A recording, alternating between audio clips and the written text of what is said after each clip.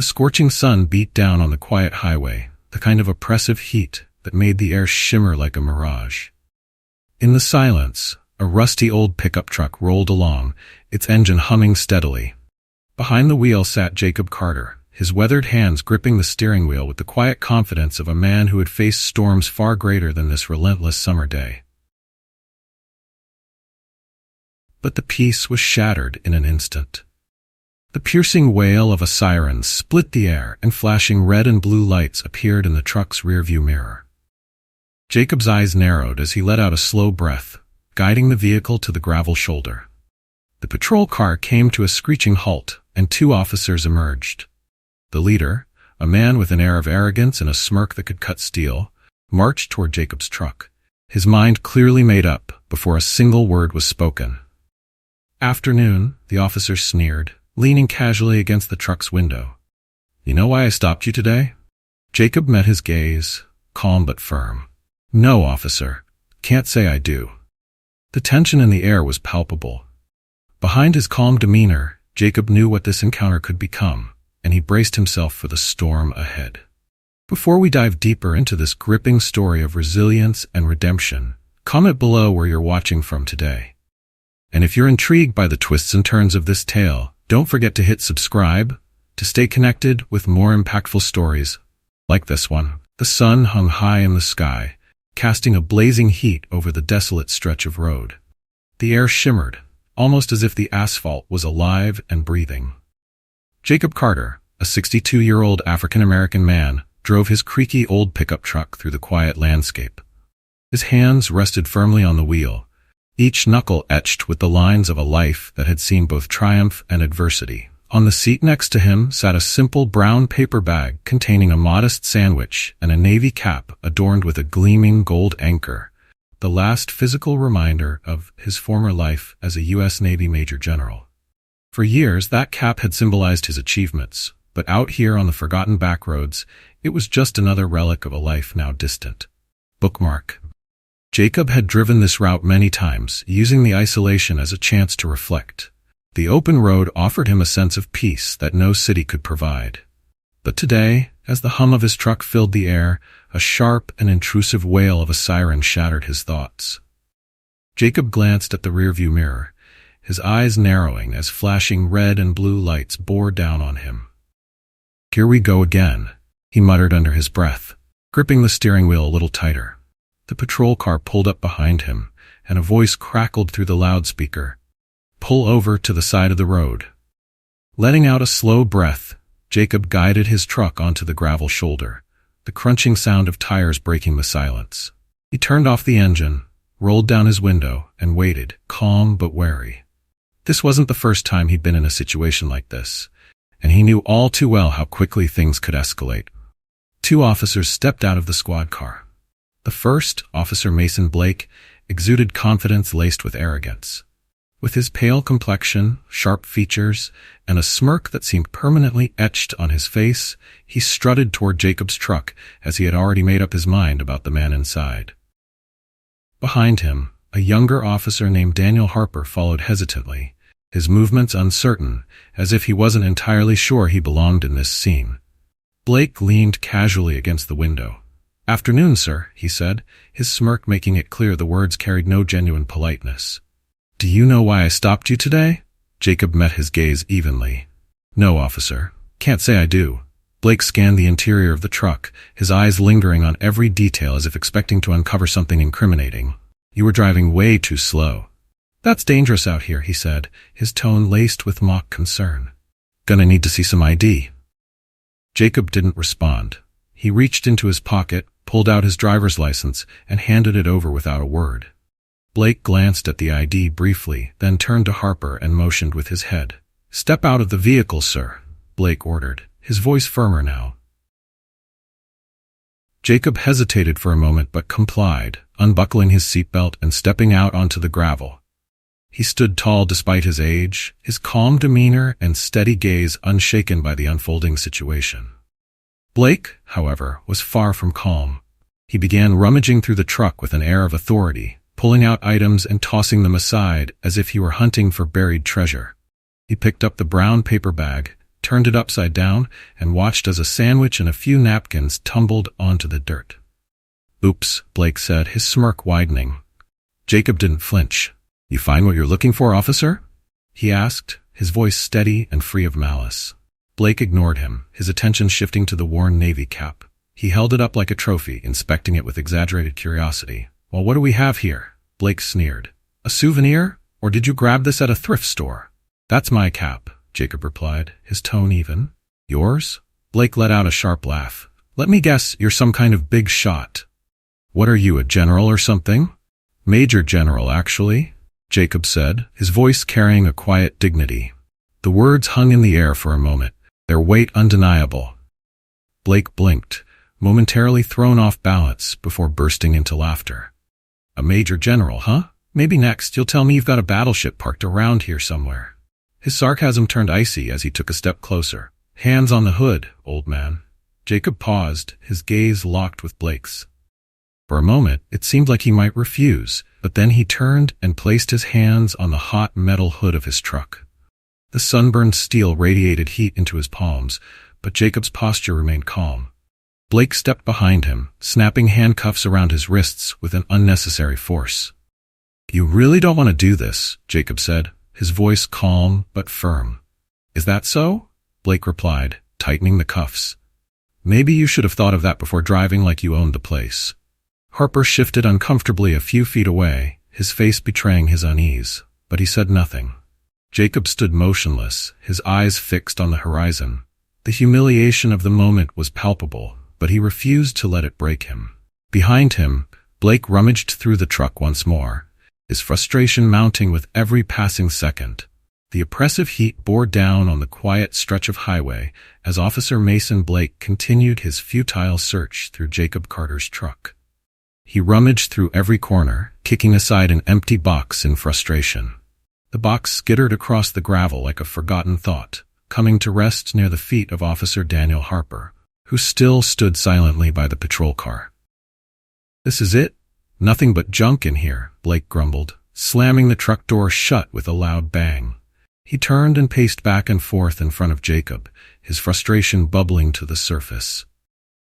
Jacob remained calm, his gaze fixed on the horizon, unyielding despite the cuffs biting into his wrists.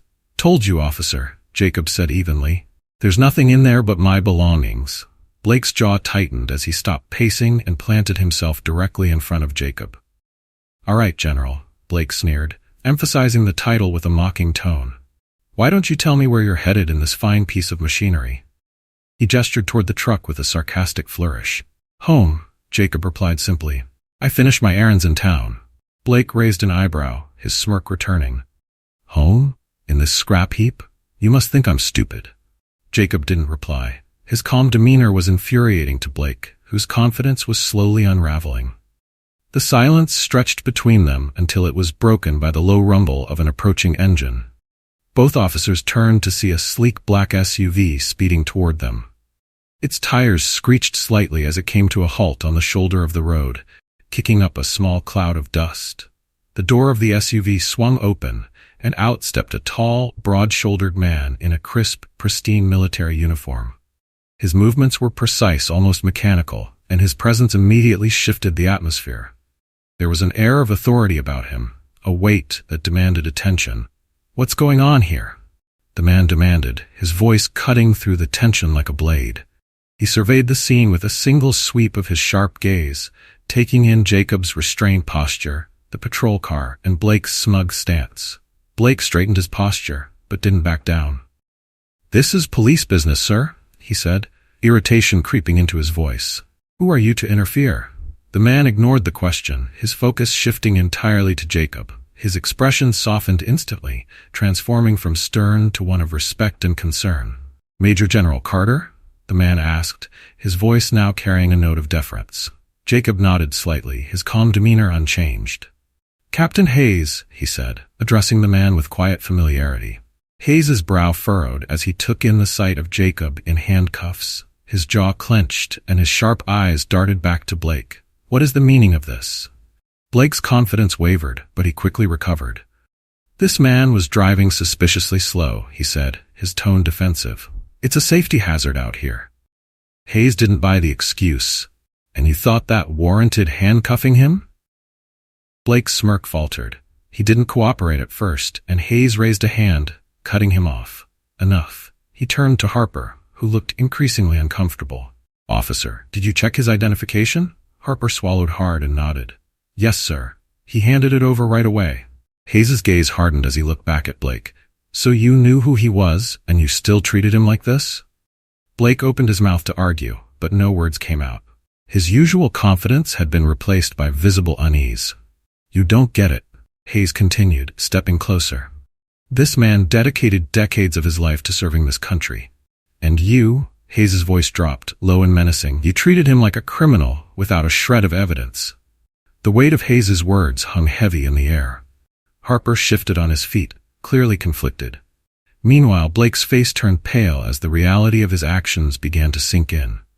Take those cuffs off, Hayes ordered, his voice cold. Blake hesitated, but Harper didn't. He quickly moved to Jacob's side, fumbling slightly as he unlocked the cuffs. Jacob flexed his wrists but otherwise remained composed. His calm demeanor never wavered, even as the tension around him began to dissipate. Hayes turned back to Blake. I hope you realize the gravity of this situation, he said, his tone sharp and unyielding. Because I assure you, this isn't over. Without waiting for a response, Hayes pulled out his phone and began making a call. This needs to be documented, he muttered. Blake stood frozen, his jaw clenched as he watched the scene unfold. For the first time, the balance of power had shifted entirely out of his hands, and he didn't know how to regain control. Minutes later, another vehicle pulled up, a car with military plates. A naval officer stepped out, saluting Hayes and quickly confirming Jacob's identity with a respectful nod. Jacob turned to Blake, his expression unreadable. Next time, he said quietly, maybe don't judge a book by its cover. Blake didn't respond. His earlier bravado had completely disappeared, replaced by a mix of shock and denial. Hayes stepped closer to him, his voice dropping to a low, almost threatening tone. I suggest you take a long, hard look at yourself, Officer Blake, because you just made a mistake that could cost you more than your badge. As Hayes's words echoed in the quiet heat, Blake's future in law enforcement had never looked more uncertain. By the time the black SUV pulled away, the quiet stretch of highway had become the epicenter of a rapidly unraveling drama. Officer Mason Blake stood rooted to the spot, his earlier arrogance replaced by a growing sense of dread. He had underestimated Jacob Carter, and now the consequences of his actions were beginning to close in on him. Captain Ethan Hayes lingered for a moment longer, his piercing gaze fixed on Blake. Expect a call soon, Hayes said curtly before turning back to Jacob. I'll ensure this is handled appropriately, General Carter. With that, he gave a crisp nod and climbed into his SUV, leaving Blake and his partner, Officer Daniel Harper, in stunned silence.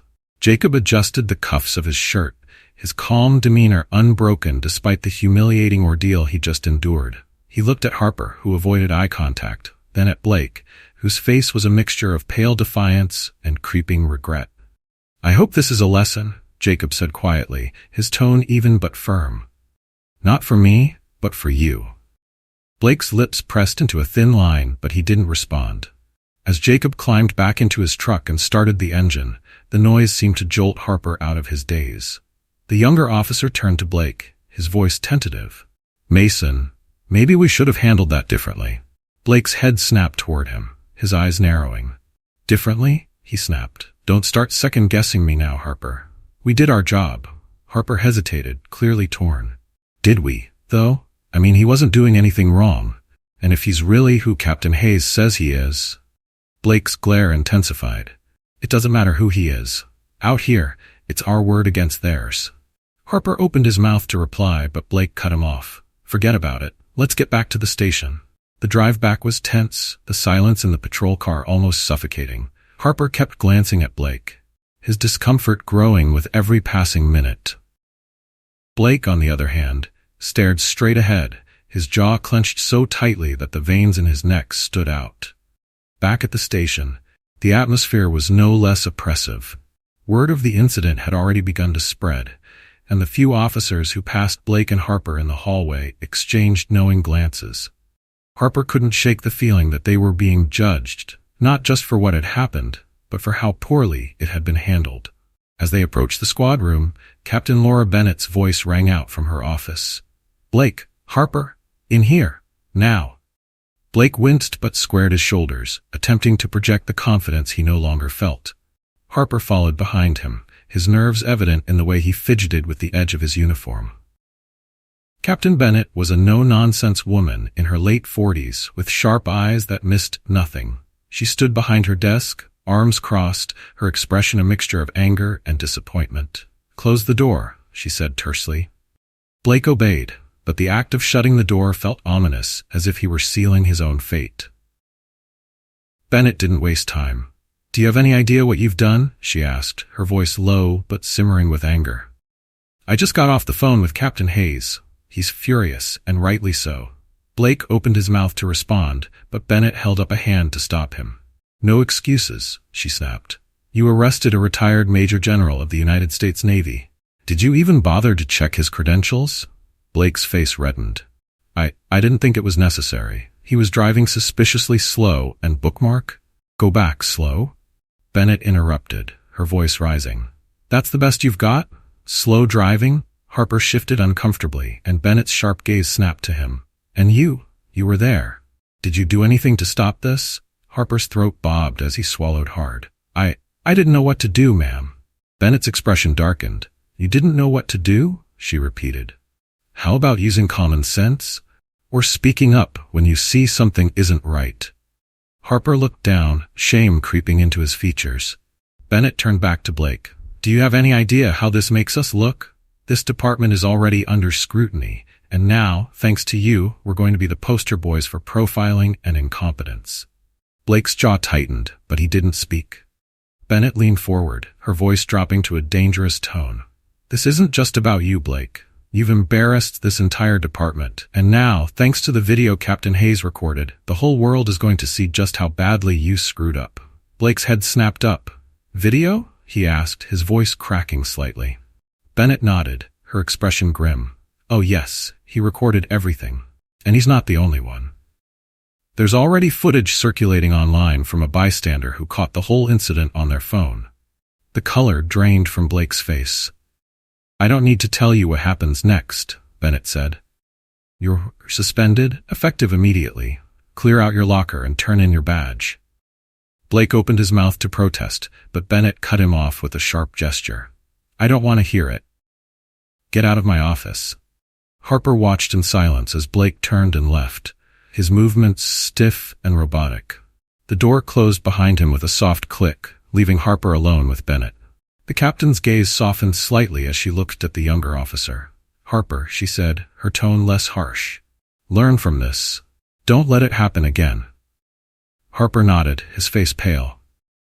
As he left the office, he couldn't help but wonder how long it would take for the fallout to settle, or if it ever would.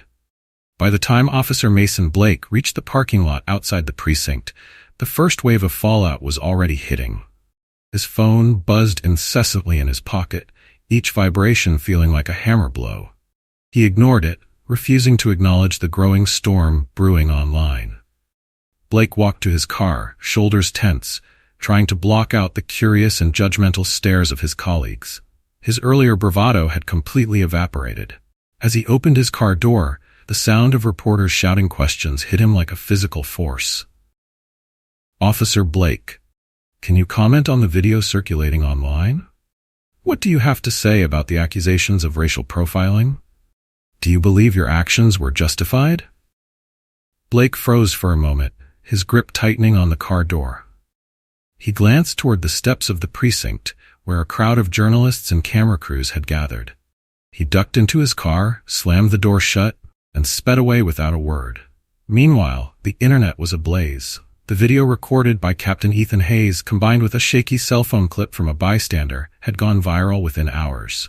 Social media platforms exploded with outrage, and the hashtags Justice for Jacob and End Profiling are trending globally.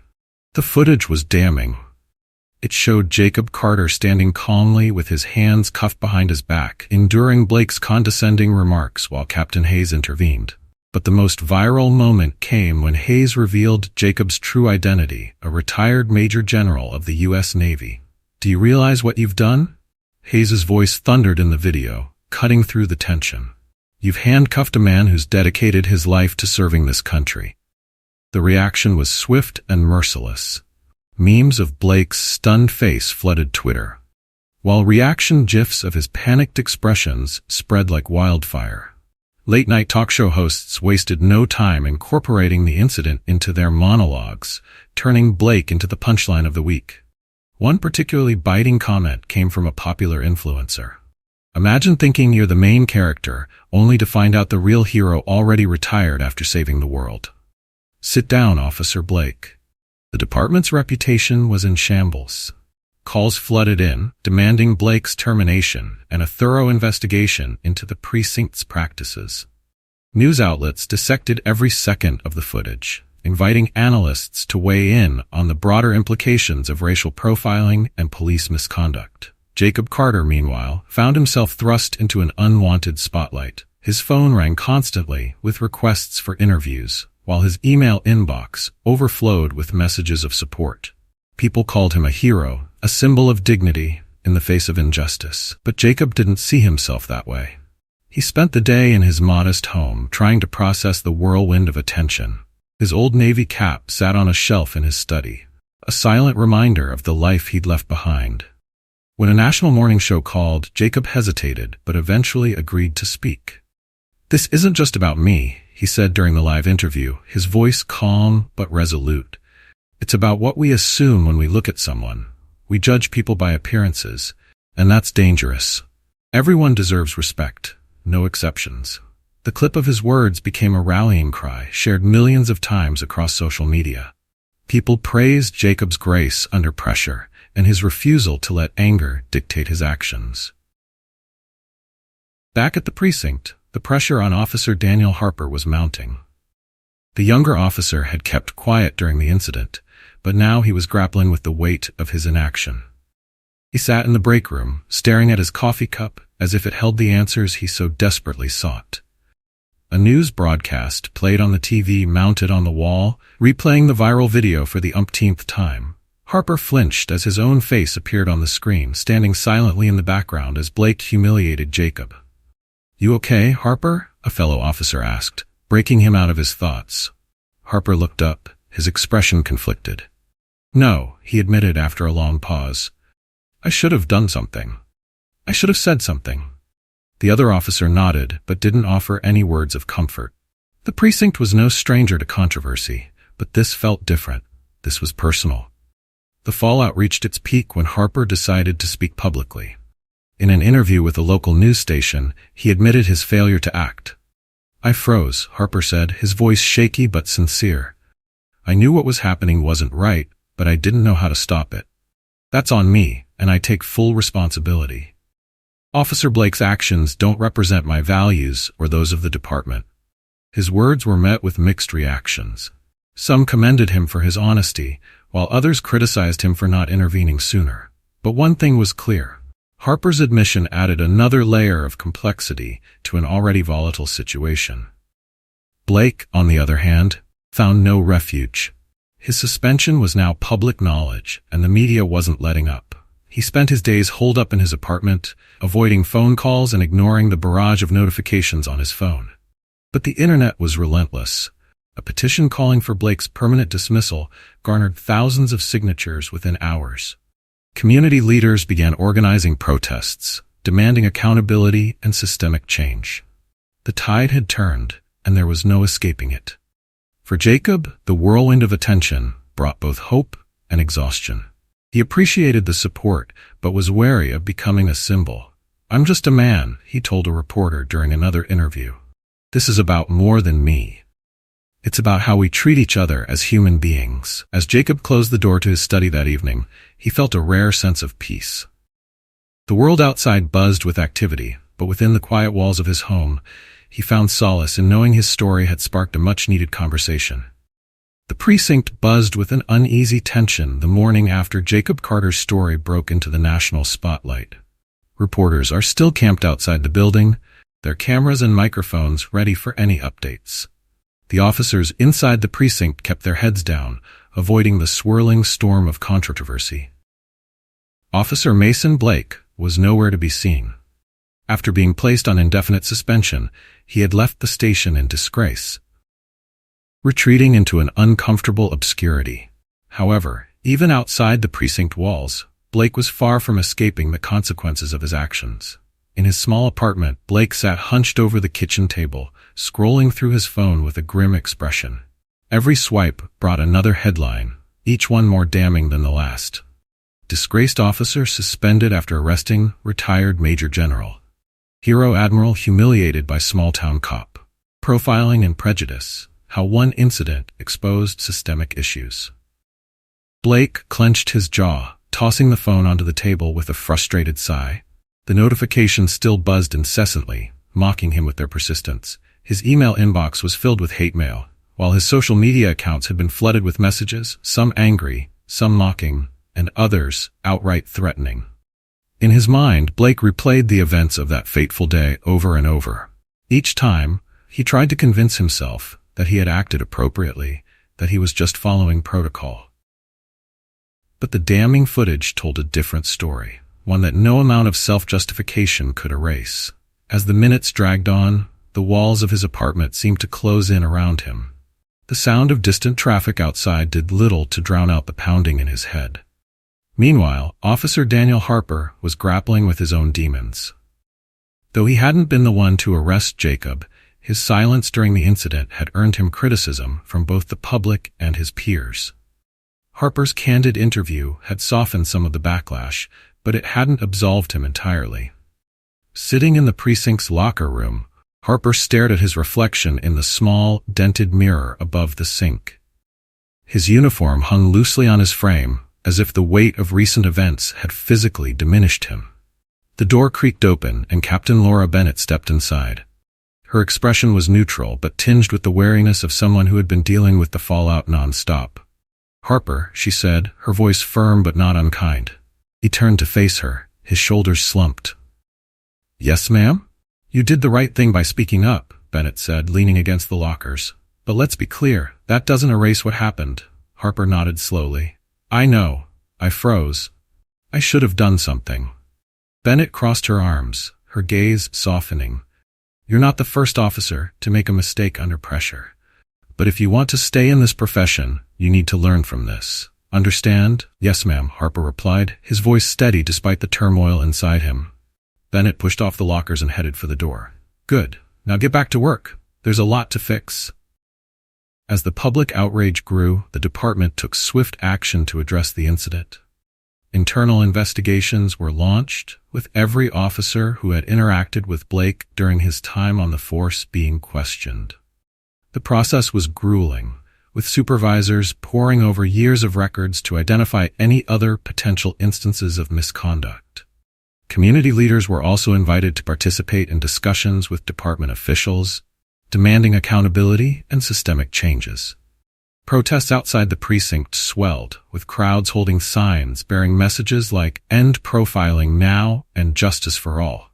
The mayor held a press conference to address the situation, standing alongside Captain Bennett and Jacob Carter himself. "What happened to Major General Carter was unacceptable," the mayor said, her voice firm. "It was a failure of judgment and respect. As a city, we owe him not only an apology, but also a commitment to change." Jacob stepped up to the podium, his calm presence commanding attention. "This isn't about me," he began, his voice carrying the weight of his experience. "It's about what this incident represents. We need to look at ourselves, our biases, our assumptions, and ask how we can do better." The crowd erupted into applause, and the clip of his speech quickly went viral. Once again, Jacob had turned a moment of personal humiliation into an opportunity for growth and reflection. Blake, however, found no such redemption. Days after the press conference, he was summoned back to the precinct for a final meeting with Captain Bennett and the department's internal review board. The room was small and sparsely furnished, its plain walls doing little to alleviate the tension that hung in the air. Blake sat stiffly in a metal chair, his hands clasped tightly in his lap. Bennett sat across from him, her expression unreadable. Next to her were two senior officers and a representative from the mayor's office. "Officer Blake," Bennett began, her tone formal. "After a thorough review of your actions during the incident with Major General Carter, the department has determined that you violated several protocols, including those regarding professionalism and use of judgment." Blake's jaw tightened, but he said nothing. "As a result," Bennett continued, "your employment with this department is hereby terminated, effective immediately." The words hit like a sledgehammer, but Blake managed to keep his composure. He rose from his chair, his movements stiff, and left the room without a word. Outside, the reporters were waiting once again. Cameras flashed and microphones were thrust toward him as he pushed through the crowd. But Blake remained silent. He awaited, his gaze fixed on the ground. His career in law enforcement was over, and the weight of his actions would follow him for the rest of his life. While Mason Blake's career crumbled under the weight of his own actions, Jacob Carter found himself navigating the unexpected role of a public figure. In the days following the press conference, his story had grown into something larger than he ever anticipated. Jacob had always valued his privacy, retreating to a quiet life after decades of service in the U.S. Navy. But now his name was on everyone's lips, his face splashed across news broadcasts and social media feeds. Messages of support poured in from across the country, calling him a hero not just for his military service, but for the dignity he maintained in the face of injustice. Despite the overwhelming attention, Jacob remained focused on the bigger picture.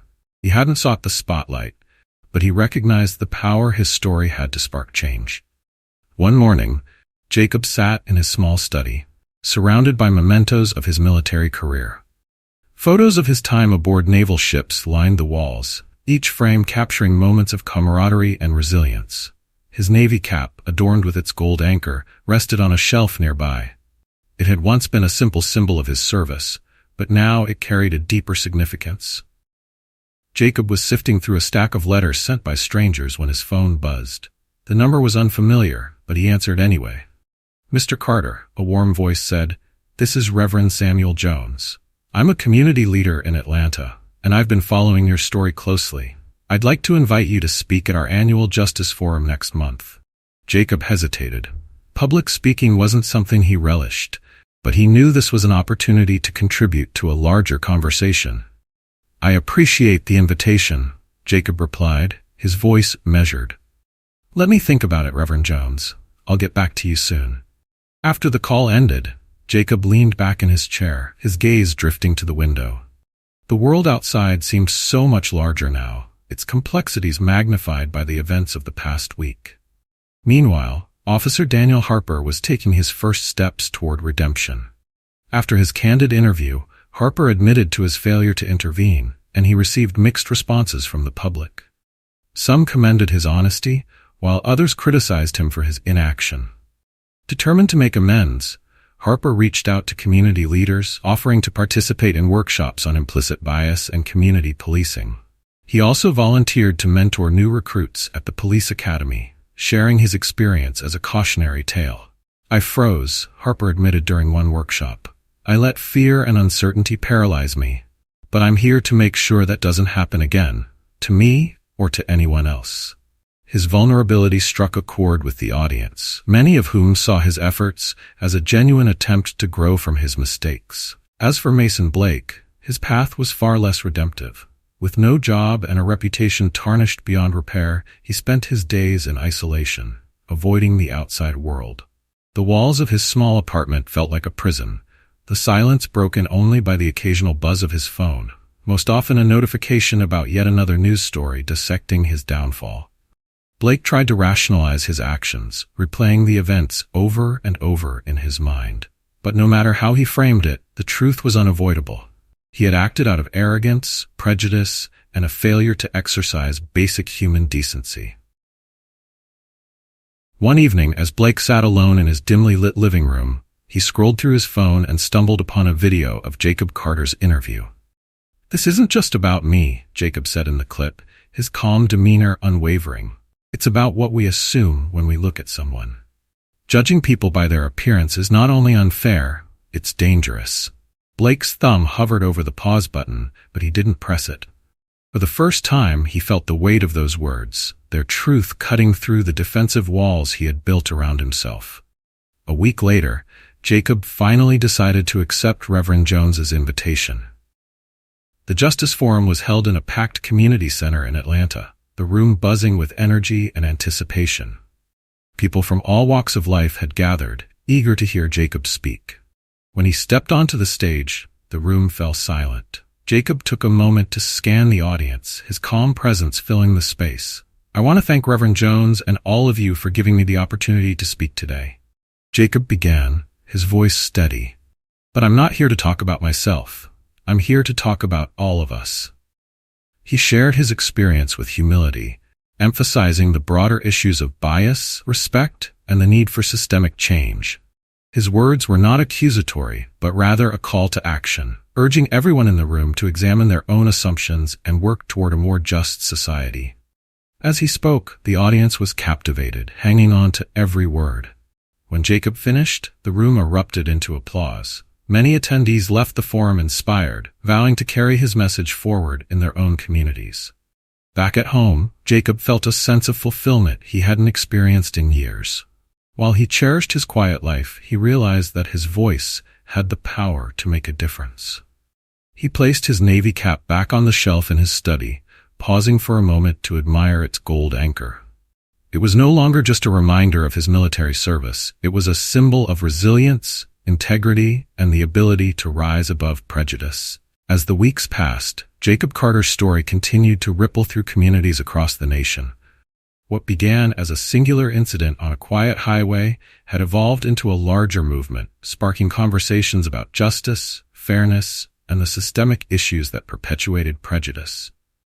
In Jacob's hometown, neighbors who once simply waved at him from across their lawns now approached him with heartfelt words of support. The small, tight-knit community seemed to draw closer, rallying around Jacob as a symbol of dignity and strength. Local organizations reached out, eager to collaborate on initiatives that could address the root causes of the problems his experience highlighted. Jacob, though naturally reserved, found himself at the forefront of these efforts, lending his voice and insight to the cause. One sunny Saturday, the community center hosted a forum titled "Bridging the Divide," inspired by Jacob's story. Flyers had been posted throughout the town, inviting residents to join an open discussion about bias and accountability. The room buzzed with a mix of anticipation and nervous energy as people of all ages and backgrounds filled the chairs. At the center of the event was a panel that included Jacob, Officer Daniel Harper, local community leaders, and even a retired judge known for his progressive views on justice reform. Jacob spoke first, his calm and measured voice immediately commanding the room. "Thank you all for being here today," he began. "This isn't an easy conversation to have, but it's an important one.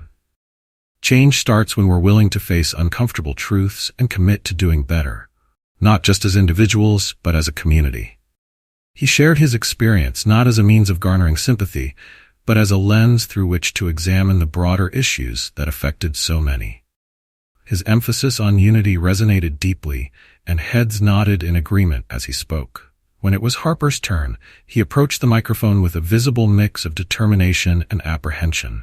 "I owe all of you an apology," he began, his voice steady despite the tension in the air. "Especially to Mr. Carter. I was there that day, and I didn't do what I should have. I stayed silent when I should have spoken up, and for that, I'm deeply sorry." His candor surprised many in the audience, but it also earned him respect. Harper went on to describe the steps he was taking to educate himself and become a better officer. "It's not enough to say I'll do better," he said. "I have to show it through my actions every single day." His words sparked applause, and several audience members later approached him to express their appreciation for his honesty. The forum concluded with a brainstorming session, allowing attendees to suggest actionable steps the community could take.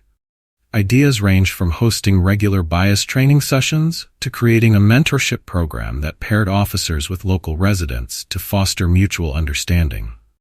By the end of the event, there was a palpable sense of hope in the air.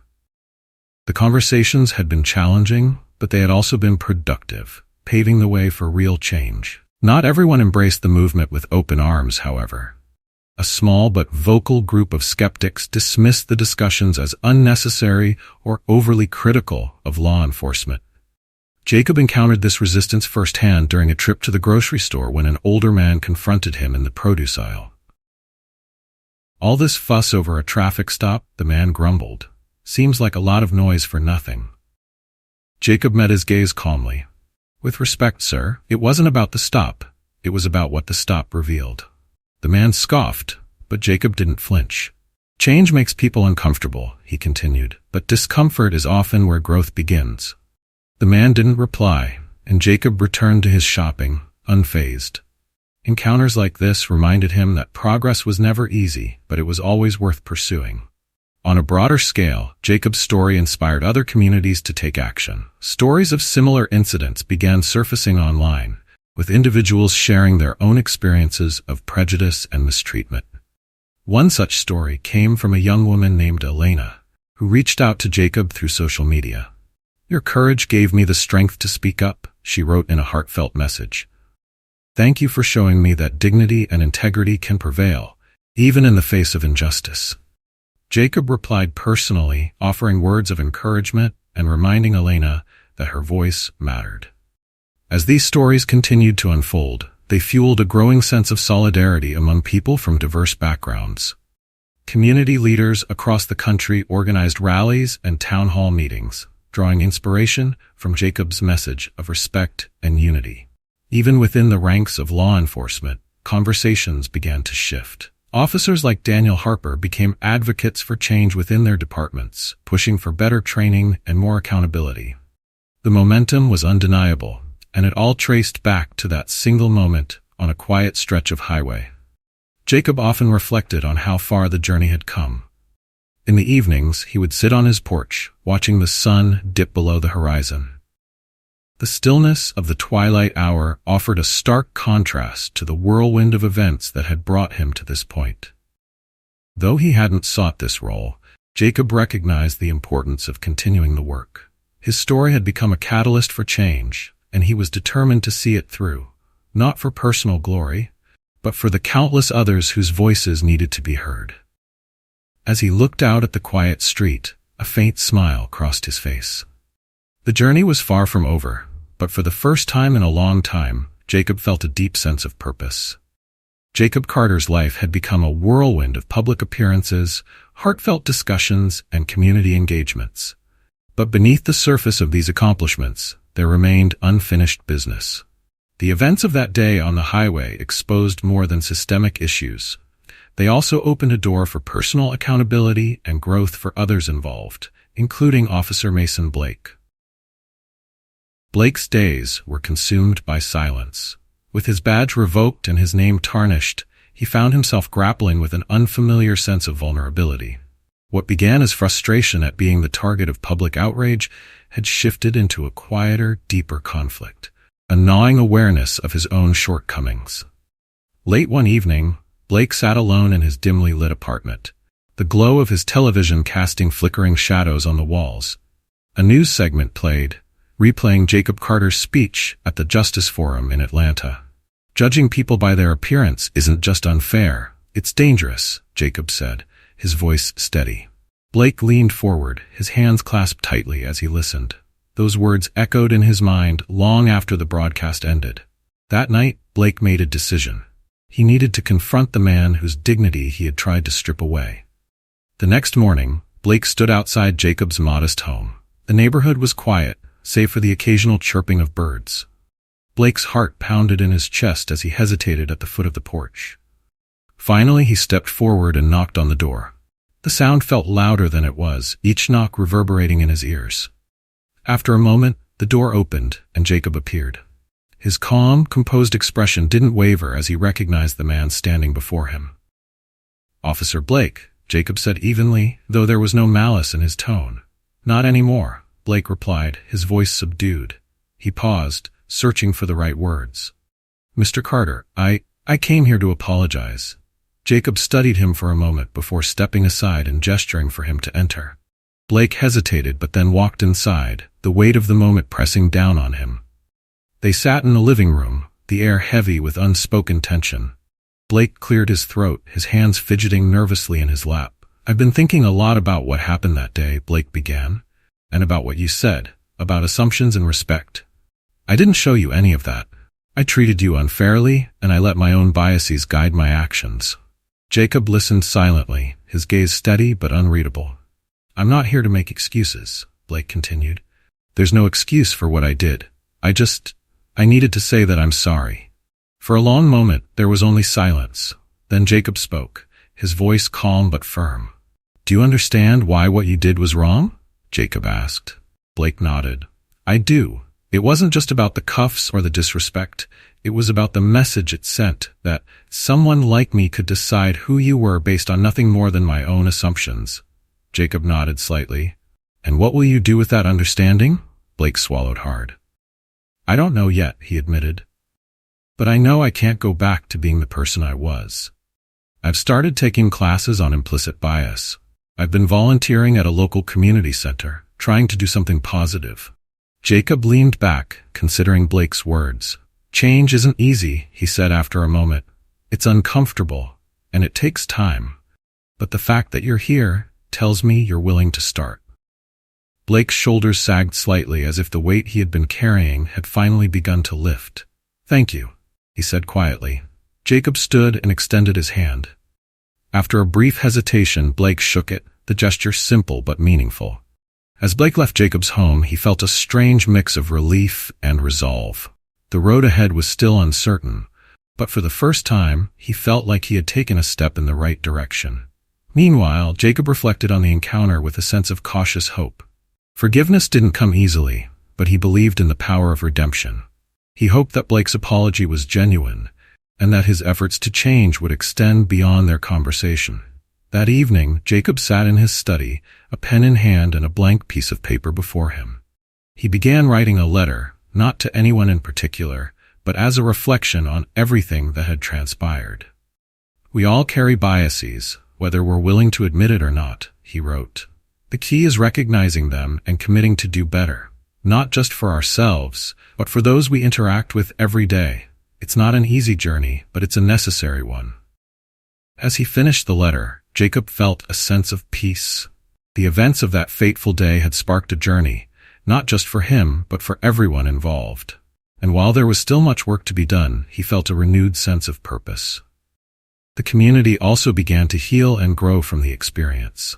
Conversations about justice, fairness, and respect became more commonplace, with residents actively seeking ways to bridge divides. Events like the Bridging the Divide Forum became regular occurrences, drawing larger and more diverse crowds each time.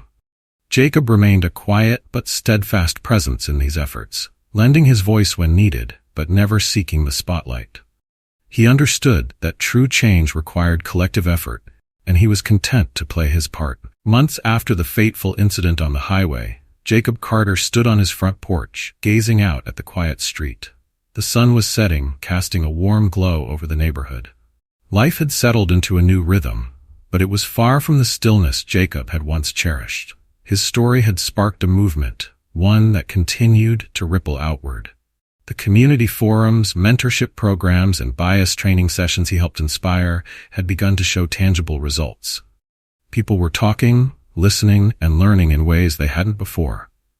Though Jacob never sought attention, he had become a figure of respect and admiration in his town. Strangers now stopped him on the street to thank him for his courage and insight. It was a far cry from the quiet anonymity he had once enjoyed, but Jacob had grown to accept this new reality as part of a greater purpose. At the precinct, the changes were equally evident. New policies had been implemented to address the issues raised by Jacob's ordeal.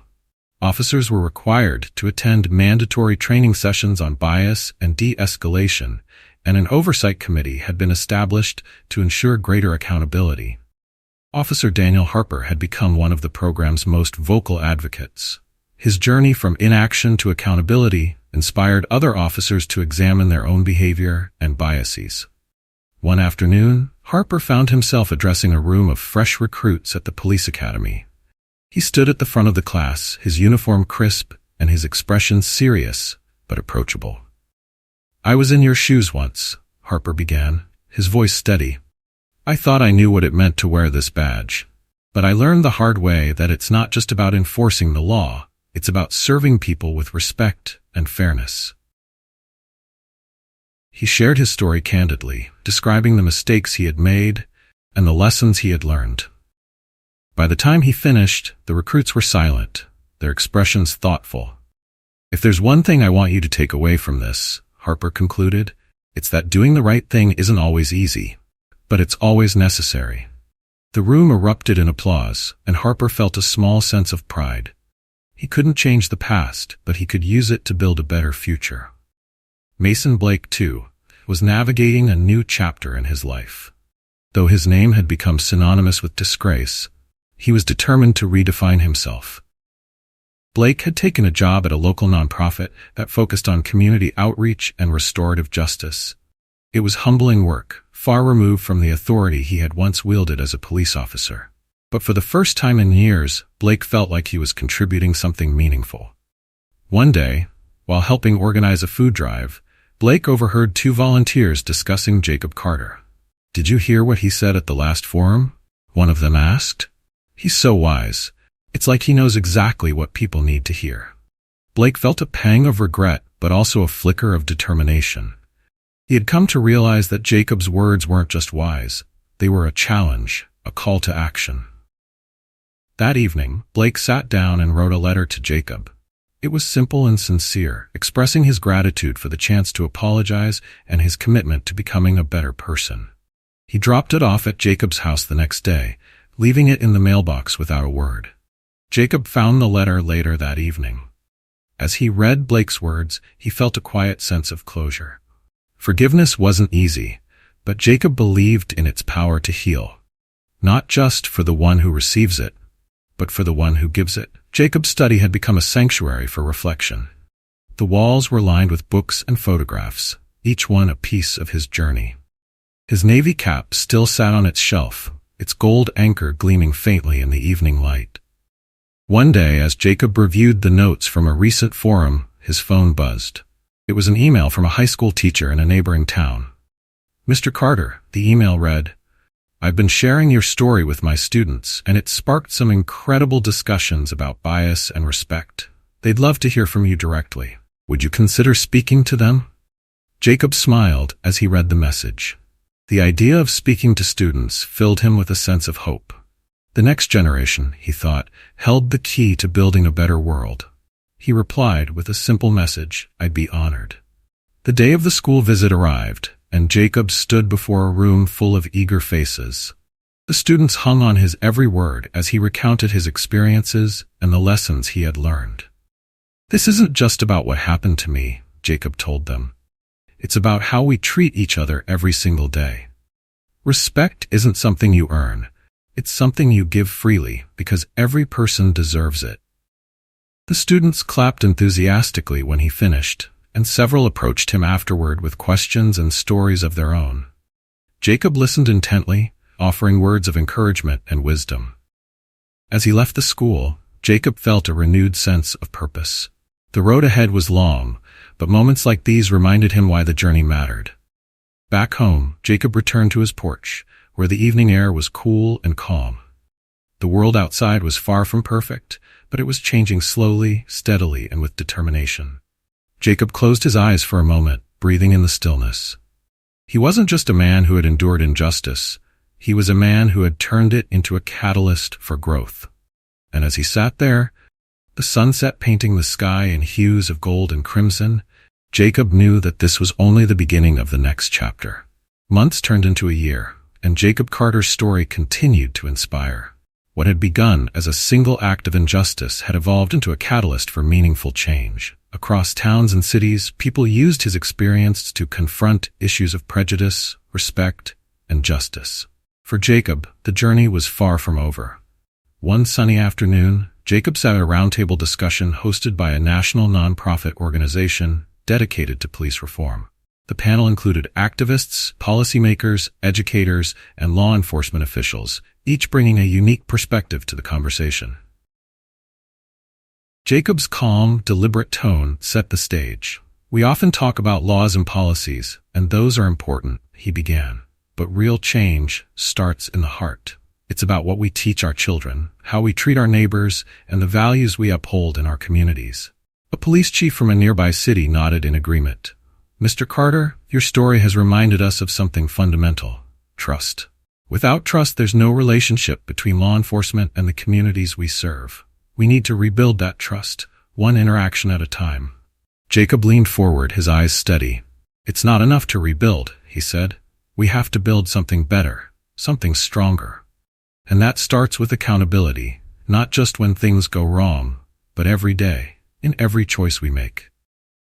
The audience erupted in applause, and Jacob couldn't help but feel a spark of hope. Change was never easy, but moments like this reminded him that it was possible. Back in his hometown, the community had transformed in small but significant ways.